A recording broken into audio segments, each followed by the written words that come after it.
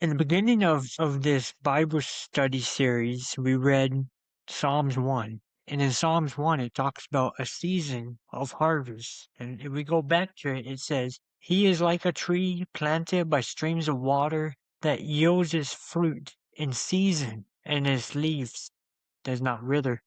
And I talked about how we will experience in life bad seasons. And these bad seasons are the storms, the thunderstorms that come into our lives. And then right after the thunderstorm comes into our life, right after that bad season happens, then something good happens. If you ever notice in life, something bad happens, then something good happens, then something bad happens, and something good happens. One of the biggest lessons I've ever learned walking with God is that when I'm in one of those seasons that everything is just amazing. I got to plant seeds. I need to plant seeds during those seasons of amazingness. And that a lot of times it might look like giving money to the local church or just being nice and buying homeless people food. And I'm sure you can think of other seeds that you can plant during those seasons, maybe just being faithful at work. And then a bad season hits, and then a good season hits, and the next thing you know,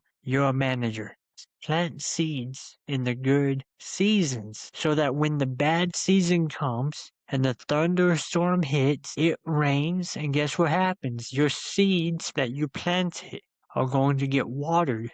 And then when the good season comes, something grows. The seed becomes something that produces fruit. Now, this fruit should be us. We should be the tree. We should be producing fruit. But these seeds also could be being faithful at work. A bad season comes. It waters the seed of faithfulness, and then you end up becoming a manager. It could happen that way too. Being faithful with your finances, and then bad season hits and it waters the seeds of faithfulness to your finance. And then the good season comes and you just end up getting checks in the mail. I just got a check in the mail the other day for a lawsuit that I had no idea that I was even part of. The FTC, they sued some company and they sent me a check in the mail. We need to plant seeds of faithfulness in our lives. Solomon writes, and we're going to get to Psalms 30, but first I want to talk about the seasons topic because Psalms 30 is going to be about seasons. Solomon writes in Ecclesiastes 3, he says, For everything there is a season and a time for every matter under the sun, a time to be born, a time to die, a time to be planted, a time to pluck up what is planted, a time to kill, a time to heal, a time to break down, a time to build up, a time to reap, a time to laugh, a time to mourn, a time to dance, a time to cast away stones, a time to gather stones together, a time to embrace, a time to refrain from embracing, a time to seek and a time to lose, a time to keep and a time to cast away, a time to tear and a time to sow, a time to keep silent, a time to keep silent,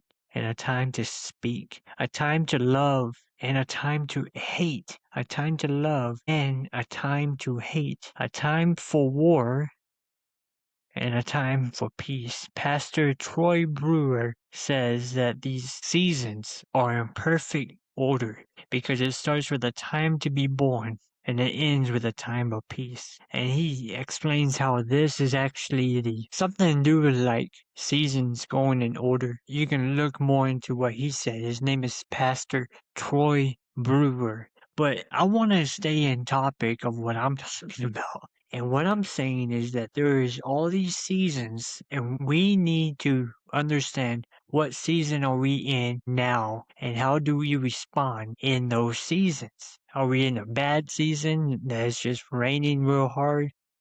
Are we in a good season where we are on the mountaintop and God's glory and blessing is just blessing our life? We need to know. We need to know. Psalms 30 reads, a psalm of David, a song at the dedication of the temple. I will exalt you, O Lord, for you have drawn me up. You have not let my foes rejoice over me. O Lord my God, I cry to you for help, and you have healed me. O Lord, you have brought up my soul from Sheol. You restore my life from among those who go down to the pit. Sing praises to the Lord, O you his saints, and give thanks to his holy name. For his anger is but for a moment, and his favor is for a lifetime. Weeping may tarry for the night, but joy comes in the morning. As for me, I said, in my prosperity, I shall never be moved. But your favor, O Lord, you made the mountains stand strong. You hid your face. I was dismayed. To you, O Lord, I cry, and to the Lord I plead for mercy. What profit is there in my death? If I go down to the pit, will the dust praise you? Will it tell of your faithfulness? Hear, O Lord, and be merciful to me. O Lord, be my helper. You have turned for me my mourning into dancing. You have loosed my sackcloth and clothed me with gladness, that my glory may sing your praises and your and not be silent, that my glory may sing your praises and not be silent. O Lord my God, I will give thanks to you forever. God has brought him out of the bad season, the season of thunderstorm and trouble and chaos and the dark season. David definitely went through multiple times dark seasons in his life. And he praises God, saying that you restored me. You restored my life from the pit. You restored my life. And maybe some of you are wondering, can God restore my life from the pit? And the answer is yes, he can. And in the midst of the pain, in the midst of the trouble, you look around and you wonder, man, is there any hope for me? And the answer is yes, there is hope for you. There is hope for you. In verse 5, it says, his favor is for a lifetime, but his anger is only for a minute. It's only for a moment.